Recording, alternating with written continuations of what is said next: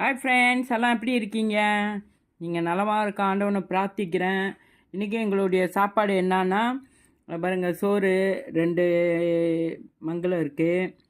இது என்னன்னா சோத்தில் வந்து அந்த ஹெர்பல் இலைங்களாம் இருக்குல்ல, அது போட்டு அப்புறம் வெந்தயம் கொஞ்சம் போட்டு சமைச்சது ஃப்ரெண்ட்ஸ். நான் இந்தமாரி சமைக்கிறது வந்து சில சமயம் அந்த ஹெர்பல்லாம் நம்ம சாப்பிட முடியாது. ஸோ அதனால் சோத்தில் வந்து நான் போட்டு அதை கலந்து குக் பண்ணக்குள்ளே அது போட்டுருவேன் ஃப்ரெண்ட்ஸ், எல்லாம் ஒன்றா சேர்த்து. ஸோ அதனால தான் சோறு ஒரு மாதிரியாக இருக்குது. இதுதான் ரகசியம்.